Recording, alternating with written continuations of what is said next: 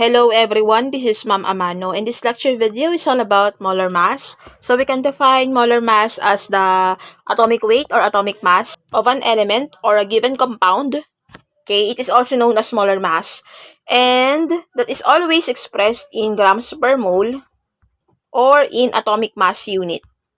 That is the unit being denoted for molar masses. So, for example, I said earlier that this atomic weight here and atomic mass, they have the same meaning as molar mass. So, on your periodic table, for example, the molar mass of the following elements corresponds to the atomic weights of or atomic mass in the periodic table. So, for example, the carbon, the atomic weight or mass is 12.0107.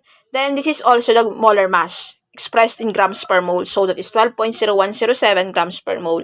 Now, for hydrogen, we have here 1.00784 on your periodic table. And that is expressed in grams per mole since it is a molar mass. Sometimes that is being expressed in atomic mass unit, but that is also correct. Okay? Another example, we have here the oxygen element, that is the atomic weight is 15.9994, and the molar mass would be in units of grams per mole, which is 15.9994 grams per mole.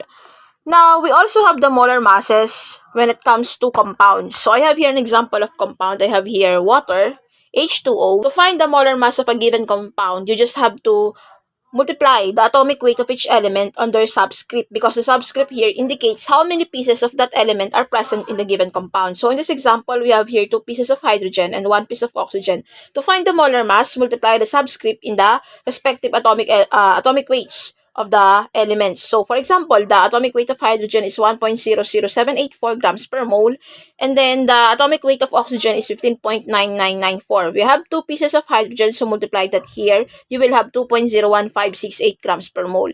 Then for oxygen, we have 15.9994 multiplied to 1, you will have this value, and then add, you will have this value, 18.01508 grams per mole, or you can also express this as 18 grams per mole, that's also correct, or 18.02 or 18.015, that is also correct.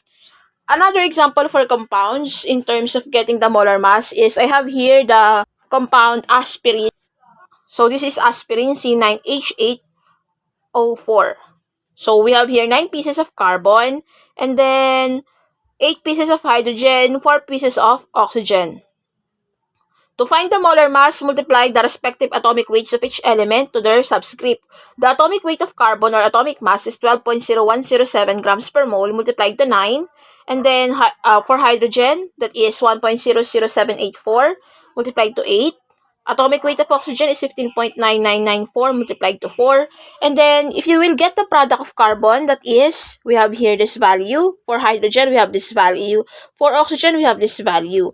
Now, you have to add this. And when you add that, you will have 180.15662 grams per mole. You may express this as 180 grams per mole for the molar mass of the aspirin, or just 180.16. That is also correct, depending on the decimal places. But you can include this all. So that is all for molar masses.